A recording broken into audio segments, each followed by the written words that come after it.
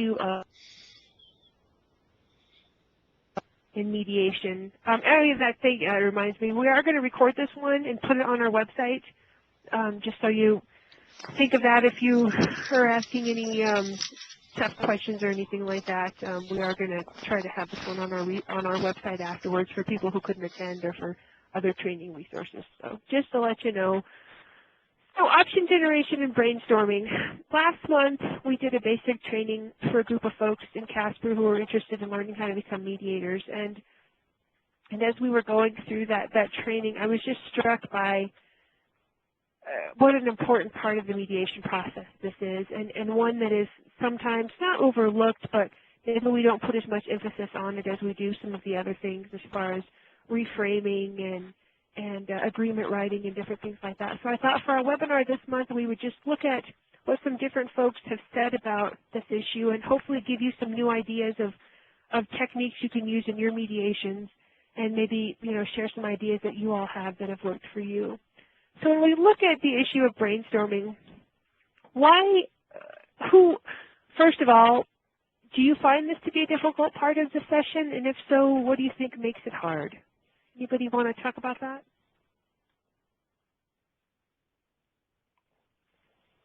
Can you hear me, Lucy? Yes. Okay.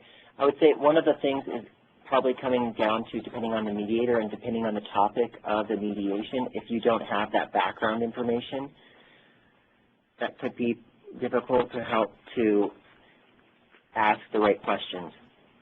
Okay. So not having a good understanding of what really is going on. Okay. Thank you. What else?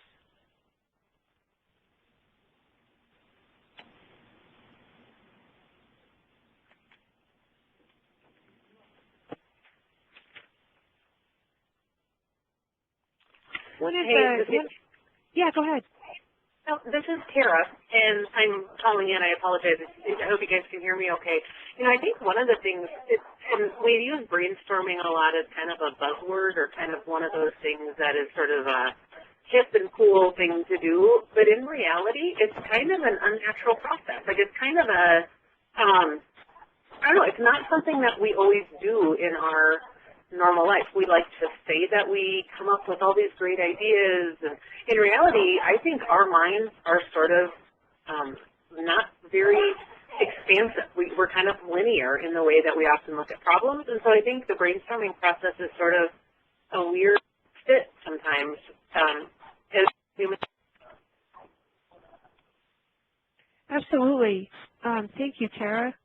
So it's not something natural for us to do, and we push for creativity and all these other things in our mediation processes, but in reality it can be hard. And Michael points out that dealing with introverts and extroverts, and I think that's an excellent point also. Getting people to open up and talk about different options when you have them in the mediation session can be difficult because of that dynamic between them. Some of the other ideas that I thought of, too, based on some recent experiences, is that sometimes it's hard for the parties to be creative because of rules or regulations that they're having to work under.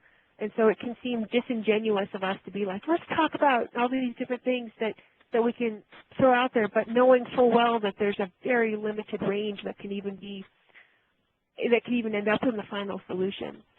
Sometimes I think their attitudes towards our process, if they're worried that we're going to be all, touchy-feely and things like that, and then here we are having them do visioning or, all these kinds of processes that can we feel like it may hurt how they're viewing our process. So anything else? Anything that I missed? So let's look really quick at our basic process. And if you go to the appendix in the handout that I sent you, I threw in the mediation guide that we like to use, and let me pull it up really quick here.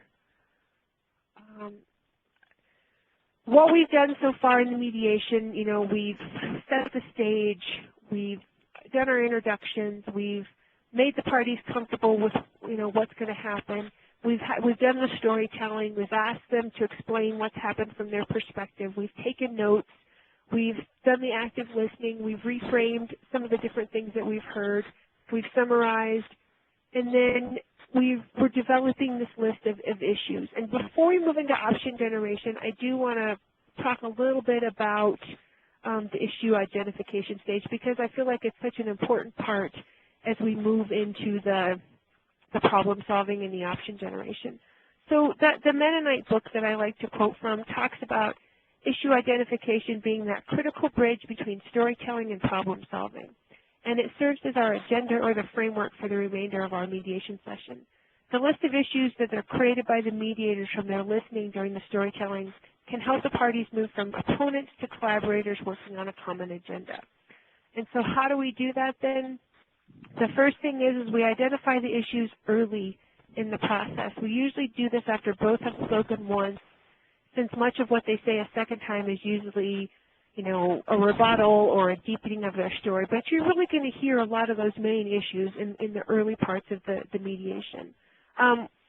One of the things they talk about to sort of prevent that that rebuttal or the really expounding on these things is telling the parties you'll get a chance to talk about this more as we problem solve together, so that you're identifying those issues, you're letting them know if there'll be more time to talk about it, but you're really trying to do this quickly. So the second part then is that the mediators do the listing, preferably on a flip chart or a board. You know, as you're listening to the parties, you should be the one to list those issues down. What I like to do when I'm mediating is I'll jot down notes and different things that I hear on my own notepad, but as I'm hearing something during storytelling that sounds like something that they're both identifying, I'm going to go ahead and ask if I can put that down on the flip chart. I'll try to confer with my co-mediator also if it's possible, just so it's not, you know, me throwing things up there that maybe the rest of the group doesn't think is important. The next part in the issue identification then is to create that joint list, making sure that it combines the major concerns of both parties into one list. I also try to have it be somewhat balanced, so that it's not just all of one person's concerns, but there's other things that the other person wants on there also. And then framing the issues so they're acceptable to both sides. Neutralizing the language to avoid reflecting anyone's specific viewpoint. For example, Lucy wrecked Justin's car. That's a pretty specific viewpoint. Instead, I'm changing that to responsibility for the accident. And just to clarify, I did not wreck Justin's car. In case Justin's like, when did I let her drive my car? He's on the webinar.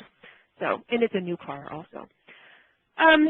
So relationship issues and attitudes are the most difficult to name in a neutral way. I'm sure you can all think of an example where you've had trouble doing this. But for example, instead of Lucy's obnoxious attitude, you're framing that as respectful to each other or a good working relationship. You know, things like that that are neutral and are not specific, naming anybody specifically. The next step then in this issue identification is to keep it simple. State the issue in a simple and general way. This book recommends keeping the list pretty short, 3 to 5 topics, and making those, that helps make those tasks more manageable. For example, if we're doing a farm credit issue, we may have a lot of different creditors that are being talked about, or different things like that. Instead of listing each of those individual creditors, we may just say, financial concerns or credit repayment, things like that. It makes it seem a little easier to tackle instead of each individual one. And we'll talk about how we address that in the the option generation in a second. And then finally, in this issue generation stage, we're checking the list verbally with both participants. We're saying things like, if we successfully worked through all of these issues, would that take care of the problem for you? I really like that statement because I think again, you're helping to show them, at the beginning of this session we had both of these sides, but now we've developed this joint list, and if we can work through this, you both will walk out if you're satisfied. And you may need to modify or add to this list based on their responses.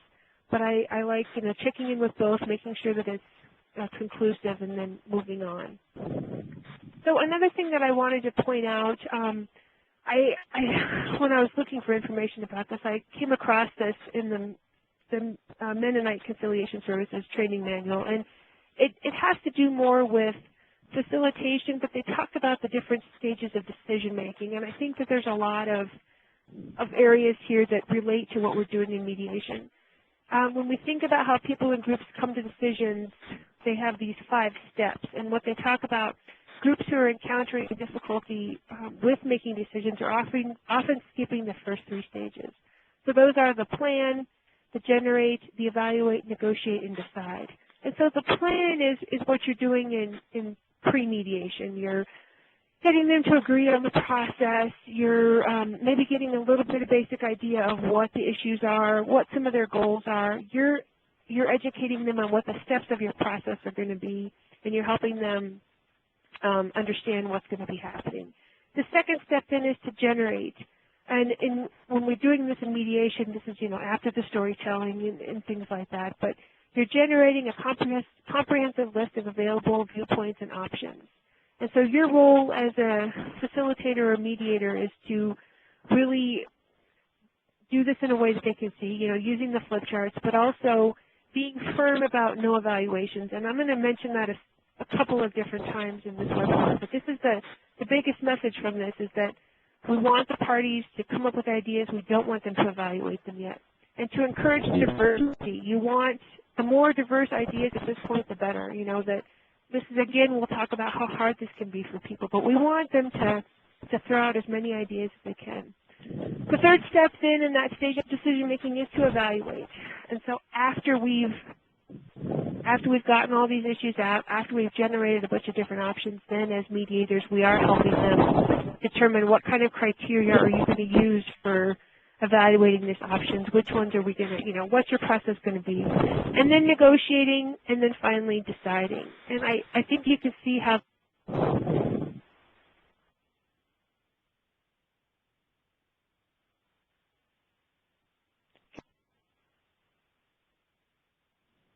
Can you hear me all right? That was my fault. There was a bunch of blowing in the background, so I was muting phones, and I didn't know which one you were. I got it figured out now. Yeah, you're back. Okay. All right. Okay, so I just wanted to throw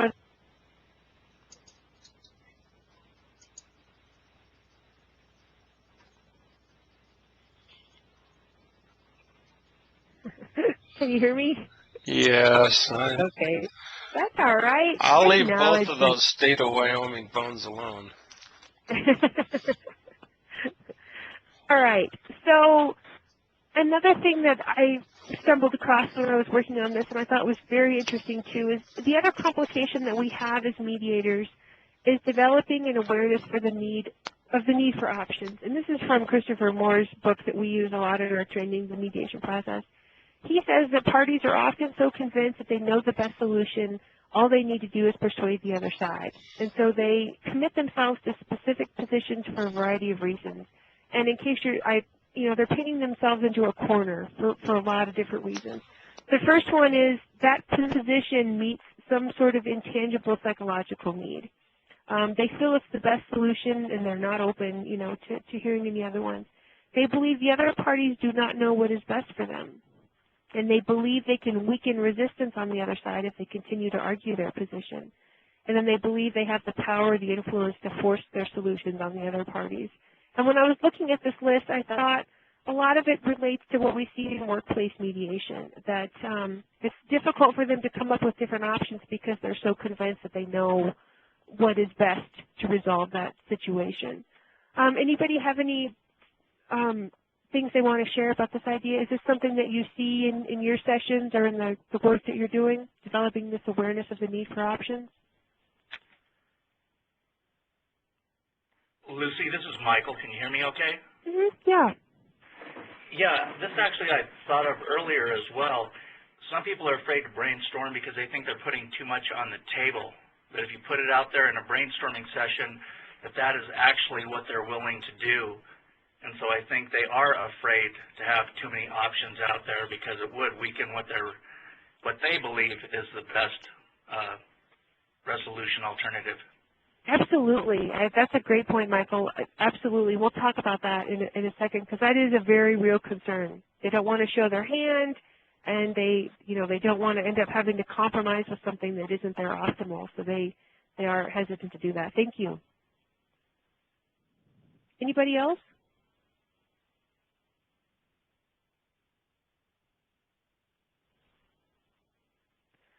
So how do we then reduce this commitment to positions? It goes back to our basic training: reframe, active listening, and summarization.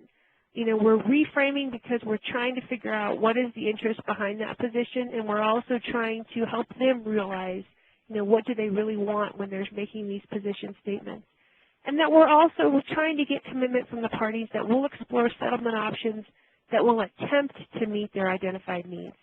We aren't implying that their need will be satisfied in the way that they're expressing it, but that we will come up with something that meets those needs. So I think that's a very important part of this process, is that you have to think about, they're committed to those positions, and getting them to understand that there can be a wide variety of ways to meet those interests is very important. So the Moore book lays out two different approaches to settlement. And we're not generating options yet. He's just talking about what different kinds of settlement can look like, the two different approaches. The first is the building block approach. This requires the parties to divide an issue into sub-issues or component parts. These smaller components are more manageable tasks for problem solving. Options are generated to address each sub-issue. So the disputants can see and understand these smaller issues more easily. And dividing issues into components unlinks them and prevents moves to join unrelated subjects, which can block agreement. I'll give you an example in just a second. And then dividing issues into components may depoliticize and isolate specific issues that prevent agreement. The example from his book is he's mediating a dispute between single-family homeowners and a builder in the neighborhood who's proposing several multi-family condos, really close by. So the single-family homeowners have a lot of concerns, and they're trying to come up with a workable plan with this builder. And so the single-family homeowners and the builder look at this issue of privacy, because that's the main concern. And so they take that big issue of privacy and they divide it into several sub-issues. They've got visual privacy, auditory privacy, and congestion. So when they tackle visual privacy, they generate options that include, reduced building height so that the second-story condos can't see down into the backyards of the single-family homes. They talk about construction of berms and fences to shield single-family homes from the sight of the condos. They talk about graduated building heights so that the condos closest to the homes are shorter, and then they move up. They talk about shielded lights in parking lots to keep them from shining into single-family home windows. They come up with a lot of different things, and then I'm sure they do the same thing with the auditory privacy and the congestion.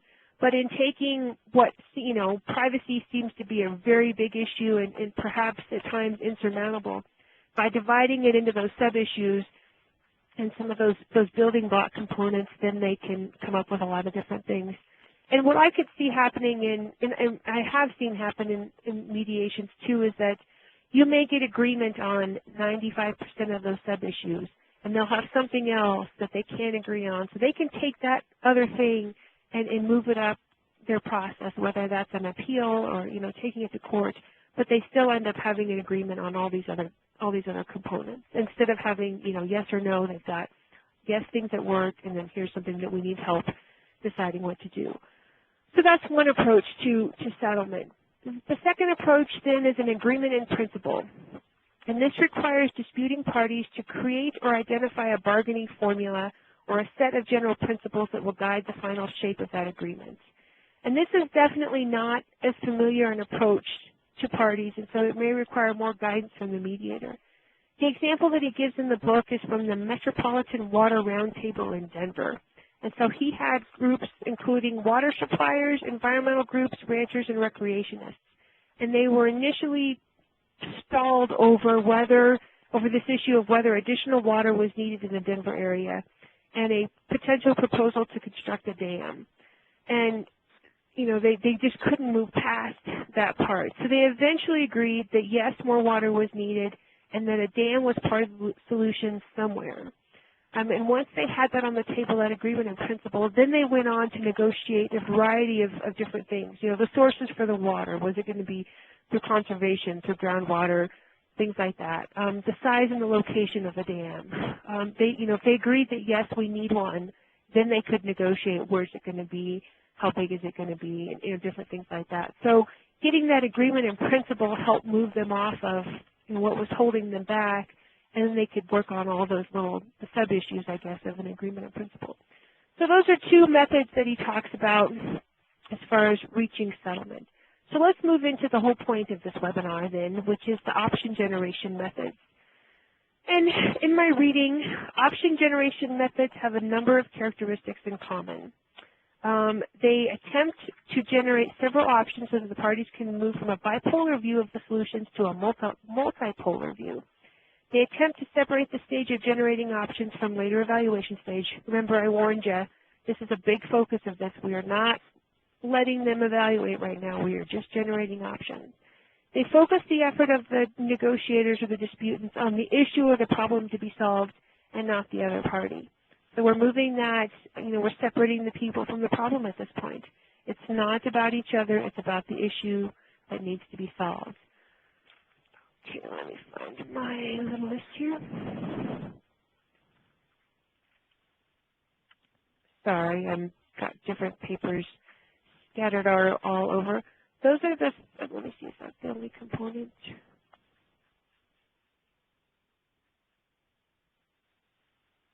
Yes, okay.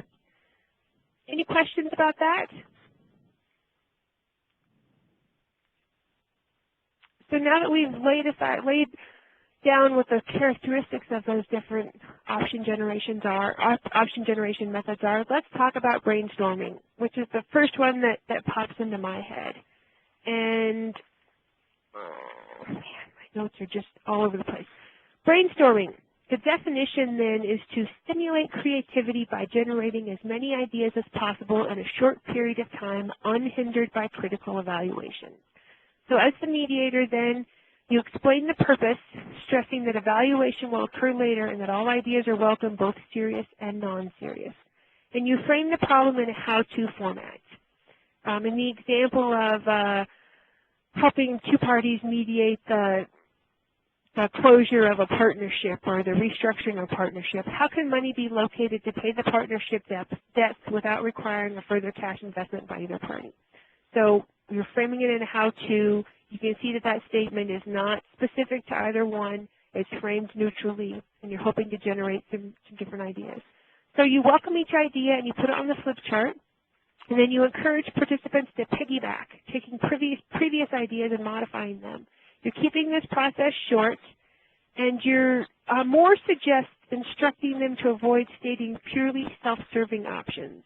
And I'm not sure about that advice, because if you're just trying to get them to come up with different things, I'm not sure about shutting it down right away. I think I might, if all they're throwing out is self-serving options, then I might ask them to think about, other folks. But I think initially I would just want them to come up with as many ideas.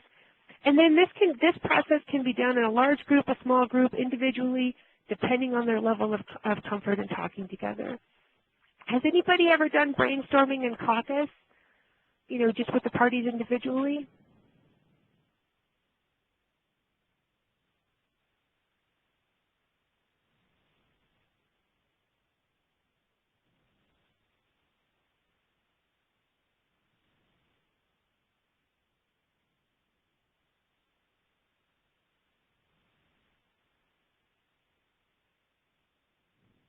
Everybody does brainstorming as part of the whole group. Just write a little comment in the chat box if you've ever done it individually, and then if you're mostly just doing it as part of the whole group process.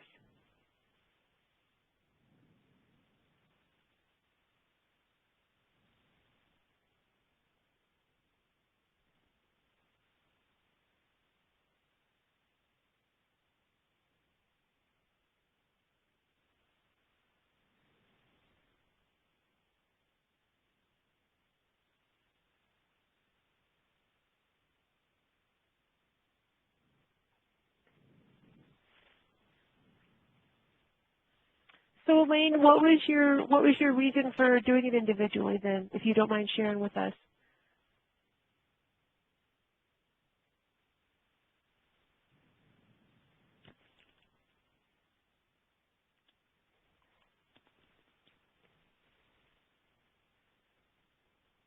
Hey Tara, since you're on the phone, I can pick on you. Have you ever tried it individually, or have you always done it in a group process also?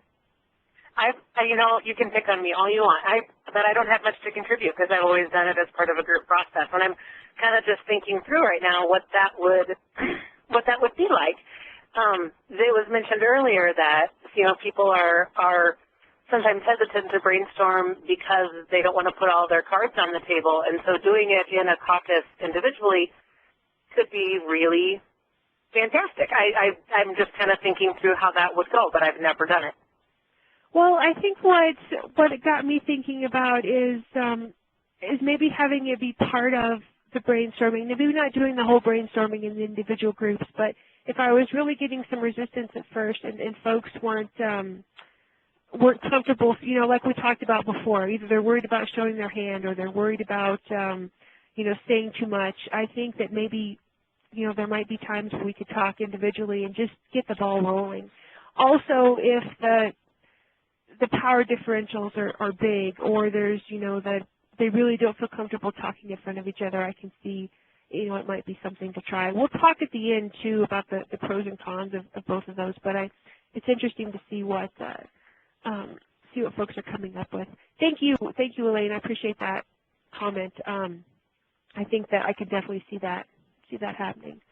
Okay, so I've been calling a lot of these things brainstorming, but what I broke them down into each having individual names for these different parts of option generation. I think they all fall under, you know, a brainstorming umbrella. But the first one from the Moore book, and Michael, we'll definitely get back. We'll talk about breaking a larger group into several small groups. We'll talk about that in just a second because I think that is another good, useful tool. So the first example that Moore gives in his book then is this expansion of the resource. And what he talks about, the example he gives is that union management negotiations have a history of deadlock when the parties negotiate solely on the issue of wage increase. But when you can add in issues like cost of living adjustments, insurance options, goodwill, working conditions, increased productivity, the mediator can change that situation from win-lose into win-win. And I think you can look at how that expanded list has things that are important to both sides. For the employee, you know, for the laborers, they'd be interested in the cost of living and the insurance and the working conditions. But management would also be interested in increased productivity, you know, working conditions, things like that. So you're not just expanding the resource for one, you're expanding it for both of them. I spent the last couple of days driving around the state visiting FSA and Forest Service offices, and those are mediations that we do that I mentioned earlier. They're pretty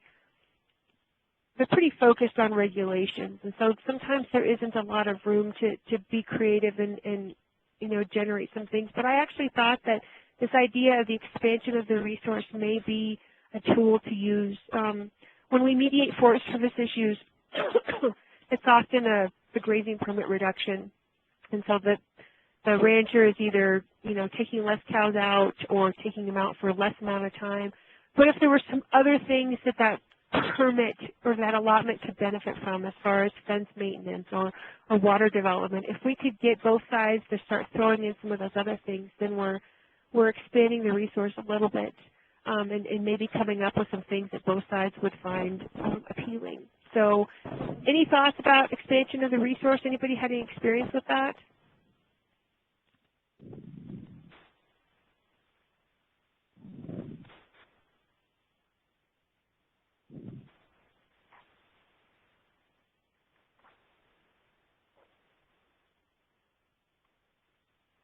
Everybody just looking at the picture of the pie since it's lunchtime.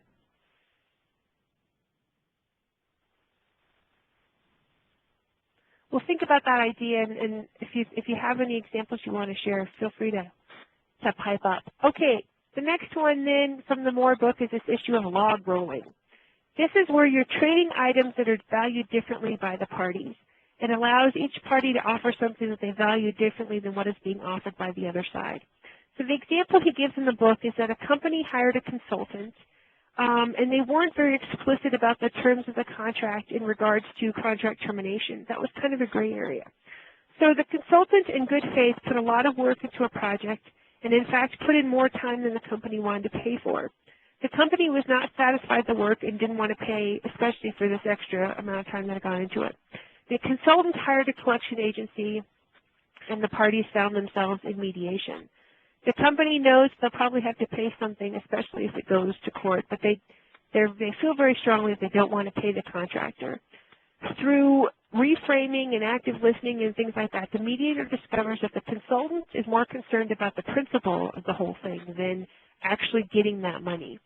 Talking a little bit more about with both of them, he discovers, or he or she discovers, that honoring the debt is important to both. So the mediator actually suggests a donation, that the company, make a donation to a nonprofit in the amount that was owed to the contractor. And the company likes this idea as long as they get to pick who the nonprofit is. And the consultant doesn't care who the nonprofit is as long as the money gets paid. So that's an example of that log rolling, trading the items that are valued differently by the parties. And I thought that was a very interesting and creative way to solve it.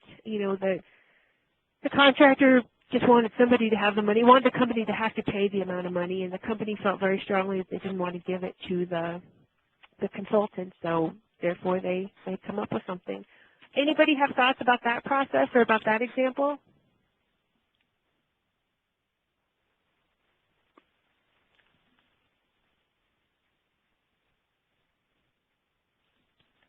I think it would be tricky, and I think you'd spend a lot of time getting to that, but I think it can be a valuable tool, especially when you've got either a financial component or something else that can be paid like that.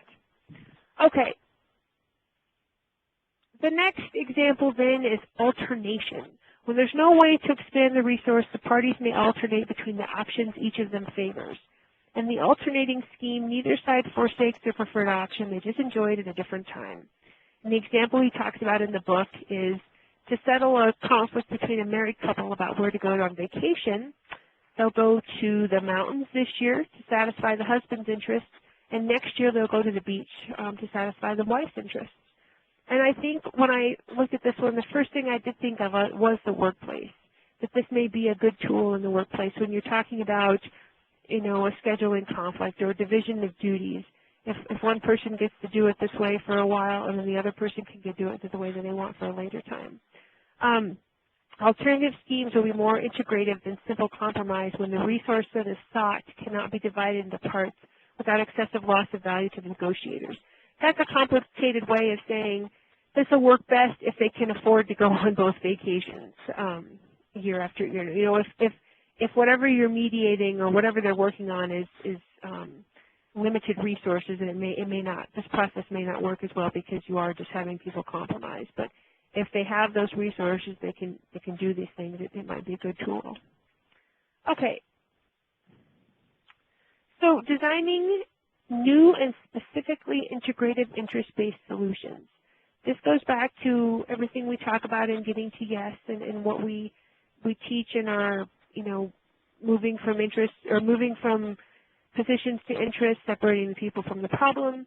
These solutions meet the needs of both parties, but not at the expense of another's needs. And the classic illustration of this then is the two kids fighting over the last orange in the bowl, and Mom comes in and is trying to figure out, what to do. She's thinking, well, should she just cut the orange in half and give them each a piece? And what she eventually finds out through asking good questions and getting that data out is that one of them wants the peel to grate and make cookies, and the other one just wants the fruit to actually be able to eat. So she's able to come up with a solution that satisfies both of their interests.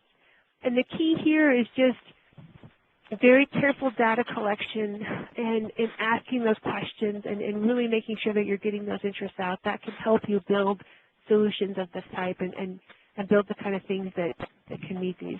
Because without asking those questions, you're not going to know what do they want the orange for. Okay, so the next one that is mentioned is the ratification of the status quo. And this is one of the simplest and easiest procedures to begin developing options and reach an early agreement on selected issues. This is commonly used by parties who have a past or current relationship in which they have established patterns of interaction or developed solutions to problems they would like to formalize and keep in a future relationship. The mediator asks the parties to identify what agreements they have reached previously or what is working in their current relationship that they want to continue. They'll often name specific things, and mediators can help them with the wording and keeping it neutral and specific. And I've experienced this in workplace mediations, is that, what has worked well so far? Well, I like our scheduling meetings, or I like our communication about this. And so you're capturing some of those things and then helping them see what they already have in common, what's already working for them, and then kind of expanding it to some of these larger issues. Anybody, you might not have called it the ratification of the status quo, but has anybody used this approach?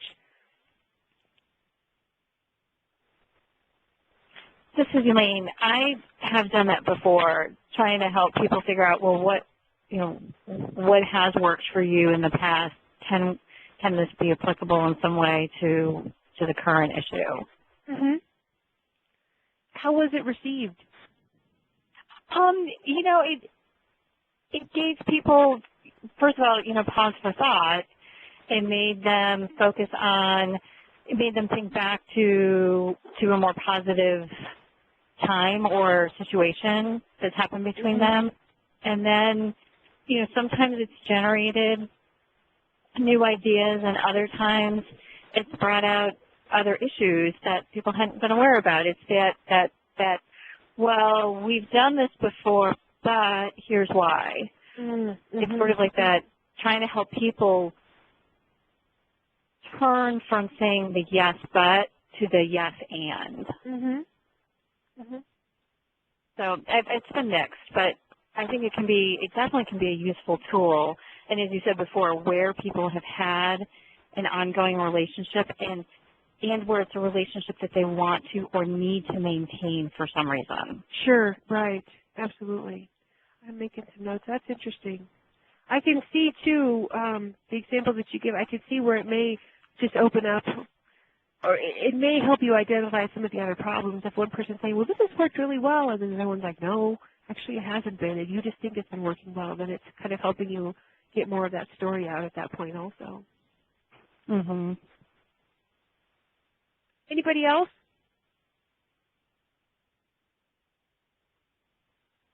Okay. And here's where we start to get into some that I'm like, oh, could I do that in a mediation session? This next one is the plausible hypothetical scenarios.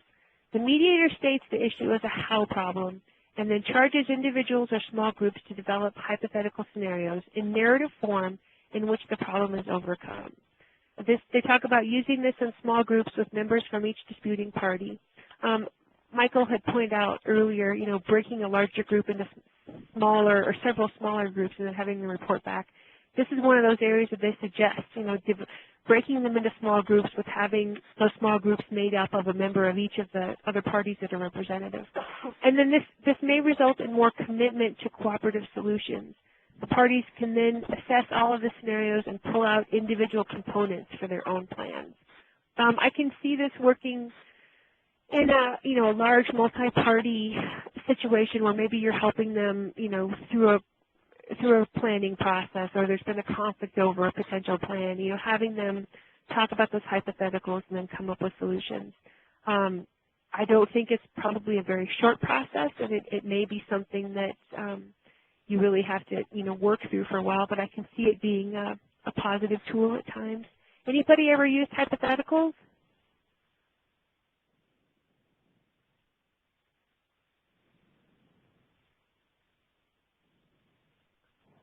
They make me just a tiny bit nervous. Okay, the next one then is vision building. Involving parties and individual and joint construction of an ideal vision of what a workable solution or relationship might look like in the long run. Have parties think separately about the best vision they could develop that would meet each respective interest. They present their visions to each other and look for points in common. I've used something similar in that what would an ideal working relationship between the two of you look like? And, usually we do that just in a joint session and just talking about it. I've never had anybody, write down or spend a lot of time talking about it. But again, for workplace or organizational development, things like that, I can see that there would be a benefit in getting them to each look at what their ideal vision would be. The next one then are model agreements. Identifying and using experience or options and agreements reached in similar disputes as catalysts for developing now mutually acceptable solutions. The example they talk about in the book is this could be useful in business disputes when other contract language can be used as a basis for developing your own customized agreement. And, we talk about our criteria for evaluating some of these things or what other people have done, but I haven't thought about it necessarily as an option generation too. What have similar groups involved in these situations done? What have other people who've had this workplace problem, how have they resolved it? I think that is one that would take some homework and some, getting people to be invested in finding those solutions, but that's just another idea.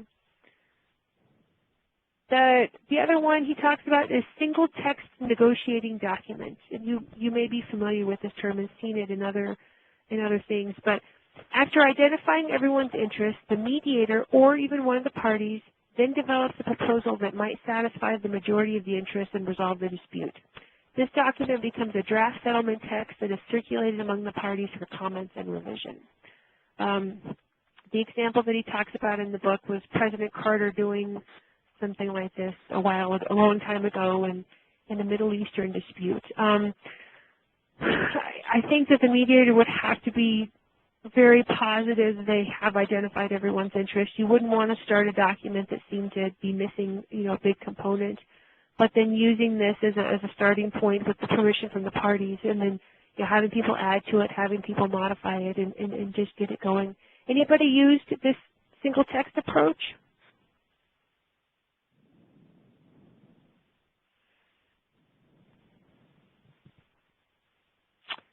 I'm just giving you guys all sorts of ideas today. Okay, the next one then is the use of outside experts or resources. When people are present who are not key actors, they can be invited to generate ideas along with or for the benefit of the disputants. Designated experts like attorneys and accountants can fill this role definitely, and if the parties are returning for another session, this can be part of their homework. Outside resources can also be things like books, other texts. The example they talk about in the book is for a child custody or divorce mediation. There might be some neutral resources they can both read and come back with ideas of what would work in their situation. I've actually had this happen, and it was kind of accidental. We did a workplace one a few years ago, and it was several employees, and then their manager happened to be sitting in the room. And some of you may have heard this example before because I use it to illustrate why you shouldn't have the manager in the room, because he added some things to the conversation that didn't necessarily help. But when it came time for the option generation, he had a couple of suggestions that he knew of based on his work experience and seeing what had worked in other offices, and it was very helpful in helping them identify something that would work for their office. And so it's kind of, you got to weigh the good and the bad there. Having those other folks in the room can sometimes add to the problems, but it can also sometimes be a benefit in helping you get some other ideas on the table. Any thoughts about that one? Yeah. So, Lucy, this is Elaine. I was just going to say, we've actually seen this one work quite well in when you're working with issues related to elders and their families. Mm-hmm. Sometimes it's the doctor or some other outside expert who's able to just say, here's what I've seen other people in your situation do. Sure, absolutely. Or like that. So we've seen that actually several times work well. That's a good example. Thank you. And I can see too, if they view it as not somebody who has, pardon me, Tara, a dog in the fight, then they can, see it as a neutral source, and then it's not coming from either side, it is something they can both consider. So thank you. That's a really good example. Anybody else?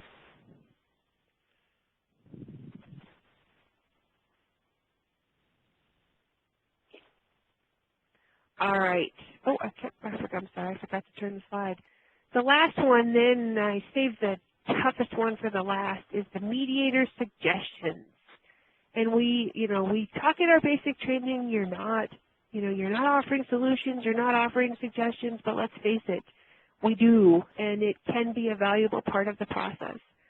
The Moore book talks about if you're going to do this, hold off until later in the process, until late in the process, in fact. Offering suggestions early may make the parties feel like you are the expert, and they'll start turning to you for those things. So some considerations to keep in mind. You should make sure that the parties really have had that opportunity to exhaust their own thinking. If it's too early, the perception is going to be that you're taking sides or that you're now the technical expert and they're going to be looking to you. Suggest more than one way that an issue or a set of issues can be addressed and satisfied. And add this caveat. I have some ideas that I'd like for you to consider, but they may not be the perfect solution or the right thing for both of you. I'd like you to consider them and take what is useful, but feel totally free to reject what's not. And I like that statement because you're not putting the pressure on them to take my idea, but maybe there's parts of it that'll work for you. Maybe they won't be, and you can completely reject it if you feel like it's not going to be a good idea. What I can see coming from this too is that if they both are rejecting your idea, then you're giving them the opportunity. Well, if that one doesn't work, then let's talk a little bit more about what would or what parts of this don't. I think it's a good technique. I find it hard to tell the mediators don't give those suggestions because we're all in workplaces. Some of us work in agriculture. Some of us have experience with elders. We all have our own life experiences that we're bringing to the table. But you just definitely need to make sure that you're not doing that too early and that you're not getting so caught up in what you think is the perfect solution to their problem that you're letting that affect your ability to stay neutral and to let the solution be their own. So how do you guys feel about mediator suggestions? Do you offer them or do you never offer them? What's your strategy towards that?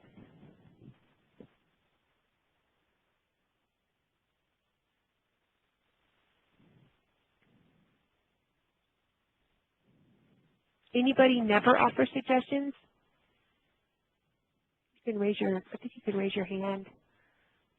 Can we raise our hands on these ones? I've done it before, but with kind of a deal of a sense of trepidation, I guess. And so I do it pretty cautiously and pretty limited. But I think where I've seen it, where I've been most comfortable with it, I guess, is when it's very much a kind of floating the idea, just well, about this, and just really being kind of probably wishy-washy, for lack of a better word. I've offered suggestions, but in pretty, wishy-washy ways, and never very forcefully or maybe very concretely. And that's probably just reflecting maybe my own underlying discomfort with it, or maybe just trepidation about it. So I've done it, but I do it maybe a little too tentatively sometimes.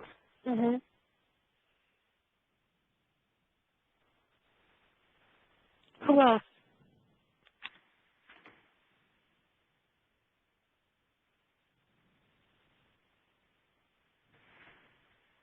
Sometimes if we're stuck, sometimes I'll bring up a suggestion that maybe one of the parties had and just talk about revisiting that idea. And it's also been kind of mixed results as well, because then I can see the other party going, oh, so you like their idea. You kind of lose a little bit of the perception of neutrality if you're kind of starting to agree with one party that their solution might be better than something else that was raised earlier. Sure. Lucy, did you see Michael's question? Yeah. When selecting some of these methods, does it matter if the problem is technical versus dealing with different deep-seated values? Oh, Michael, I think it probably would, but also my caution with the technical problem is that there are often other things below the surface that make it not just technical. But if parties are, if they are trying to solve a payment problem or a process problem, things like that, I can see that it might change how they view your interaction. Rather, and if it's a divorce or something that's highly emotional, if you're giving these different ideas, they may view it differently. That's a gray enough answer, I'm sure, but I think it could depend, but also not every technical one is just technical. So how do you handle the issue of mediator suggestions?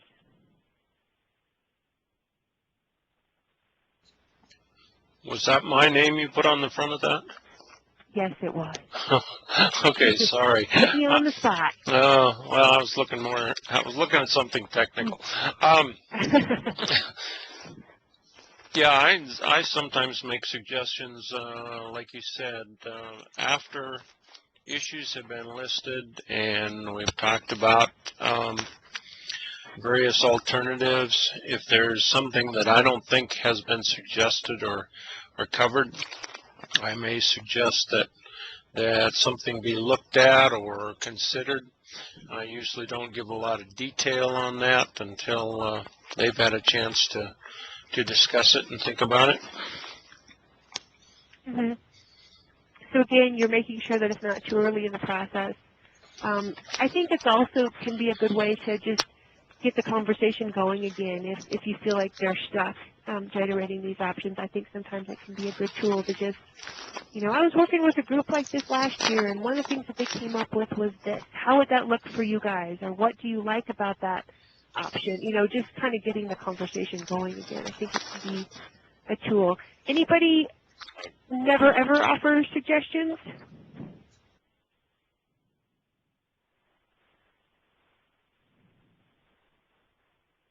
So it sounds like we all do it on a different level, and some of us are more comfortable. Some of us aren't comfortable with it. Some of us are a little bit comfortable with it. Just think about it. Think about what your process looks like, and think about when it's appropriate and when it's not, and just kind of a caution there. I think it can definitely. There can be times when it helps the parties, and there can be times when it may not. So just something to think about. Okay. Sure. Go ahead. I was going to say, I actually observed one of my mediators once really artfully offer suggestions, and it was very late in the process, but what they were able to do was to say to the parties, here's what I heard you both say that you liked about different options we had talked about, but here's an idea of how to put those things that you like together, and then what do you think about that? So they very much kept, even though it was the option that they thought the parties should have come up with, they were able to do it in such a way that it was still the parties, because it was they were drawing on what they had heard. Sure, absolutely. That's a good example. Thank you. Somebody else have a comment?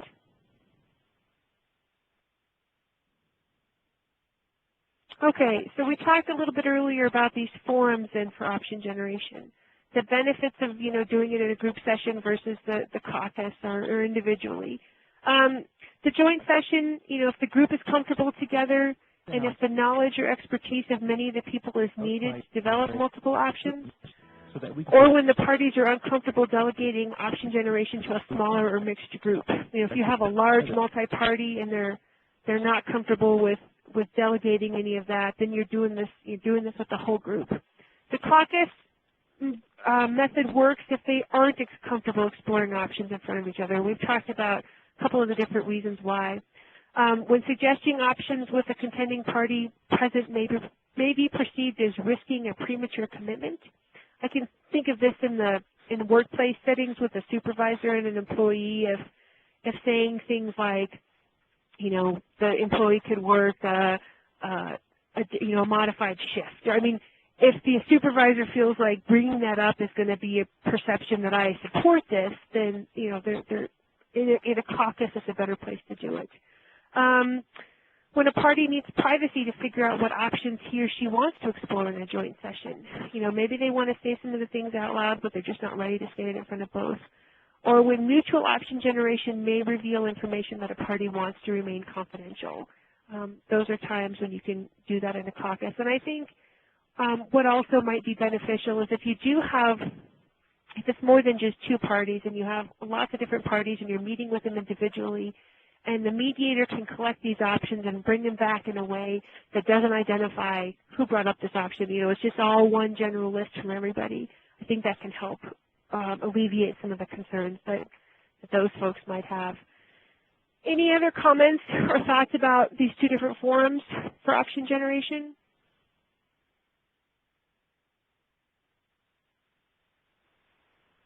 So are there any, go ahead. It's a standard question that's used a lot, but what seems to work really well for me in caucus is asking what happens if we don't come to some kind of resolution to your issue. Mm-hmm. When people are stuck and they really think about it just with the mediator about, well, if the status quo remains, what's tomorrow going to bring? To get people off the dime a little bit and makes them think a little more creatively, I think. Absolutely. I love that question for that very reason, definitely.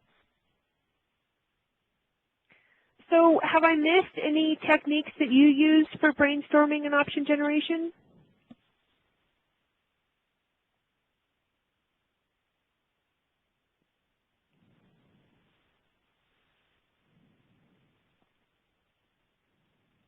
Anything else that anybody has done they want to share?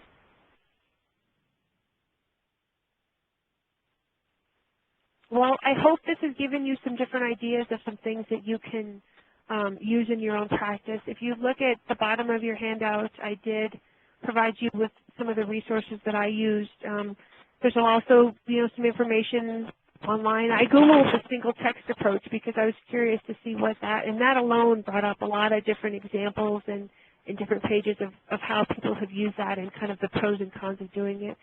What I hope you'll take away from this session then is just that importance of the reframe. Sometime again we'll do another webinar just on reframing, but this is such a key part of our process, and by doing the reframing you're getting those interests out and then you're helping them generate those options that satisfy those interests.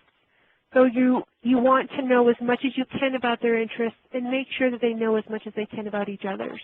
Again, knowing about it is not the same thing as agreeing with it, but just knowing what those interests are and making sure that those are out on the table, and really encouraging that no judgment, no evaluation at this stage.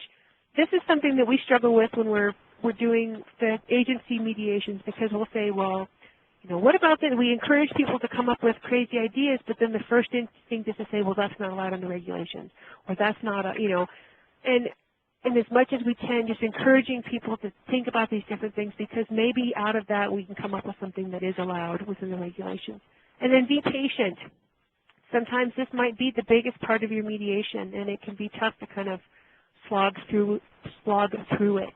But if you can help the parties generate those options, then you can help them come up with something that they can all live with. So thank you very much for joining us today. We probably won't have another webinar next month. I hope people are outside enjoying the sun. And we'll start back up again in August. We will be getting your feedback on future topics, speakers, things like that. Nobody wants to hear me month after month. So we'll be coming to you sometime this summer, getting those ideas and starting up a whole new slate of webinars in August. So have a good afternoon, everybody. Thanks, Lucy. Thank you. Thanks, Lucy. Thanks. Hey, Elaine, will I see you next month or next week? Yeah. Cool. Yeah, I was actually going to ask you if you were going to be there. I was hoping. Yes, I shall be there in lovely Des Moines. I've never been to Iowa, so hey, there you go. It'll be one off my list. Sounds good. We'll stay for a while, so I hopefully I'll see you next week. All right. Okay. Bye. Sounds good.